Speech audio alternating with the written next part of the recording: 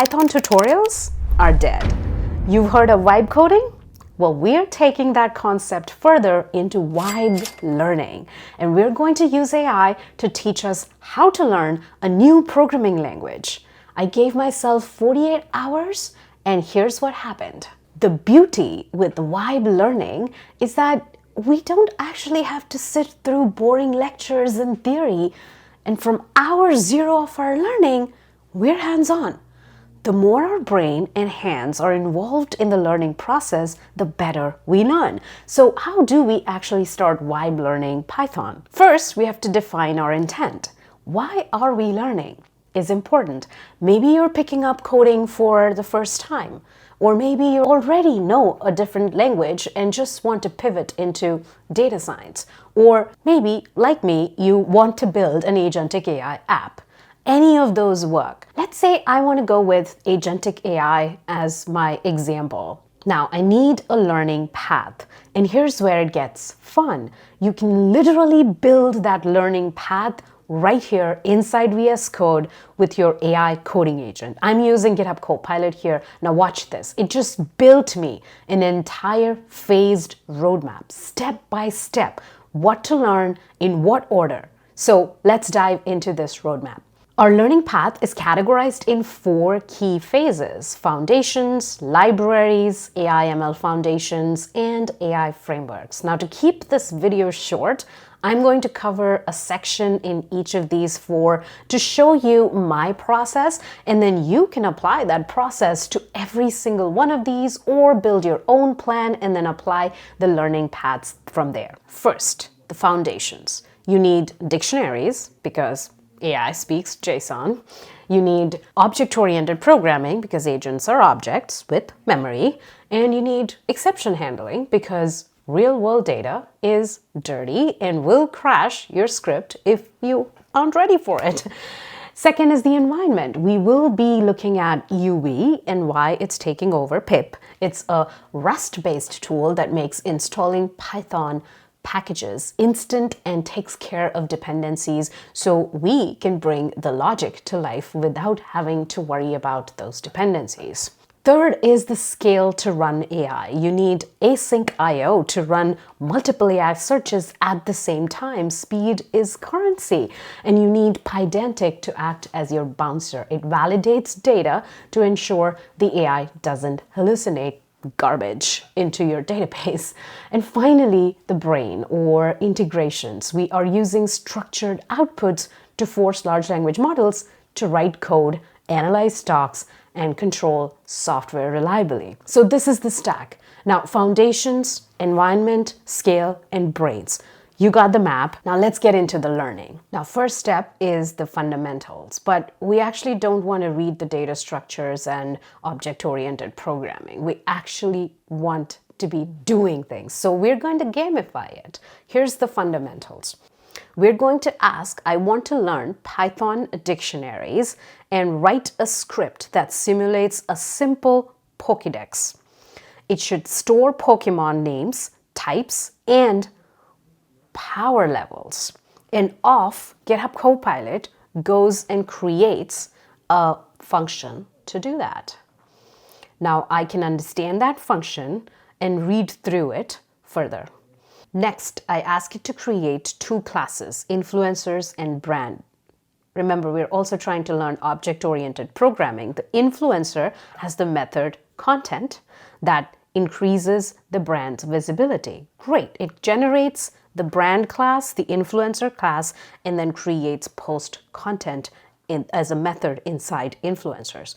Great. Now, next thing, I'm rewriting using inheritance, assuming influencers is the type of user. And this is, again, the concept of inheritance that we are learning. And it does that on the left. There, it rewrites it and shows me exactly how it did it and the diff as well.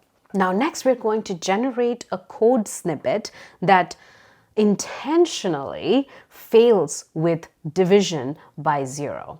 And don't show me the answer. Ask me to fix it using try except. Now, this is a great example of an example code, but we don't want it to actually give us the correct code. It is giving us the correct code, but we want to actually be forced to fix it through try and accept. And here we did it. Now here we have a division error in the file, and we ask to fix that error, and Copilot helps do that, and that helps me learn and understand what changes I need to do with the try accept to make that work. Now for phase 2, the setup is actually boring, but in 2026, we're not using pip anymore, it seems. We're using UV. Why? Because it's written in Rust and it's really fast. So treating Copilot Coding Agent as your senior DevOps engineer, I'm asking Copilot that I'm used to pip, explain me the difference between pip and UV, and it actually goes ahead and explains me how to install it, the content packages, the virtual environments. This is amazing. Now the next thing that I want to do is compare pip install pandas with UV pip install pandas, right? And the difference is it's installing pandas with all the dependencies. It's also fast. That's awesome. Now write me comprehensive terminal command cheat sheet to initialize a project using UV. All right, I've never done this before, so I'm learning how to use UV, and it gives me exactly the cheat sheet that I need to run the project.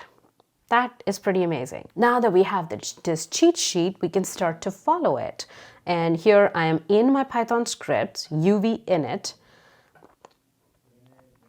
add request flasks. So I've added flask.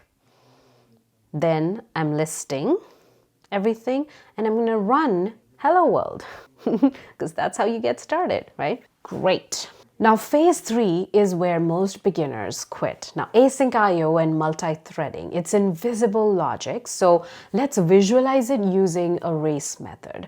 Now I'm going to ask Copilot here to write 2 different scripts. 2 scripts that simulate downloading files. Script A is synchronous and script B uses AysncIO. And add a timer so that we can actually see both scripts and how long it takes. Now here we go. It is writing those scripts, wrote both of them, and now we're going to run both of them. There we go. The synchronous one took 9 seconds and async took 3-ish seconds. That was pretty fast.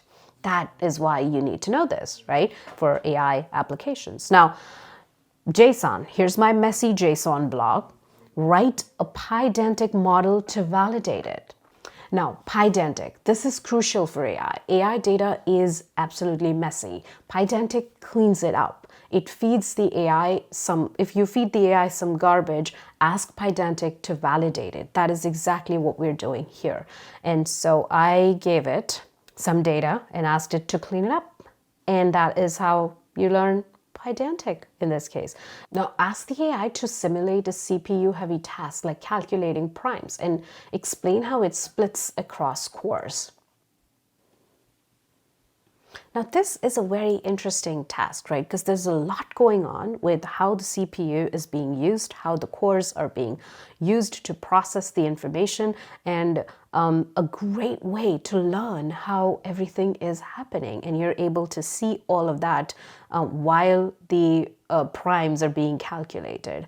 So a great way to just learn and understand the inside of the CPU and the processing that's happening here. Now the meta layer. We are using AI to build AI. This is intent-based coding. We want results. So I'm asking it to have that I have an OpenAI key and I want to write a function to send hello to GPT-4. And it does that.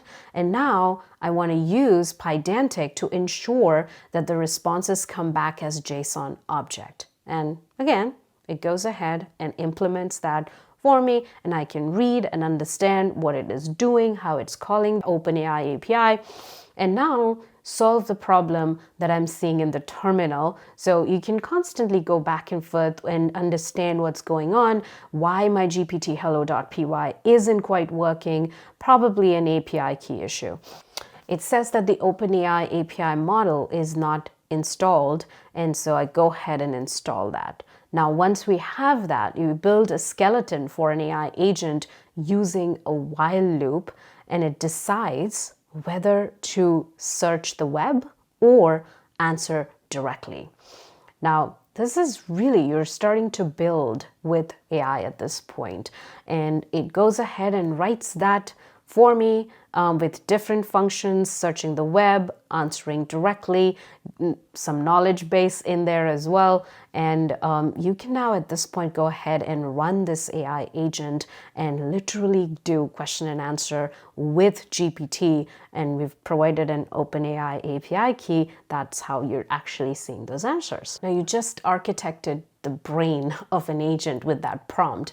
You described the thought process, and Copilot actually wrote that logic for you, literally vibe coded. The syntax will change, the tools will change, but the vibe, the ability to actually verify logic and architect systems, that is going to be there forever. I hope this helped you understand how to think about vibe learning, what is the steps that you need to follow, build a plan, and then follow that plan step by step, just like how I was doing here. I did jump around the plan a little bit to show you exactly how to do it, but follow a specific plan step by step, and you will be able to learn through vibe learning, and you wouldn't need any tutorials, honestly. And you could learn with just an intent where you want to build an application and you're really just asking the right questions to be able to build that application. Constantly learn and read what code is being generated so that you're actually getting yourself in the process of learning and not just building something. So that is the key. And once you have that, if you've stuck around this far, let me know in the comments how your vibe learning journey is going and what you are vibe learning right now. And if you've stuck around this far, I'm sure you're gonna like some of my other videos on cloud and AI that I am going to stick up here, and I'll see you there.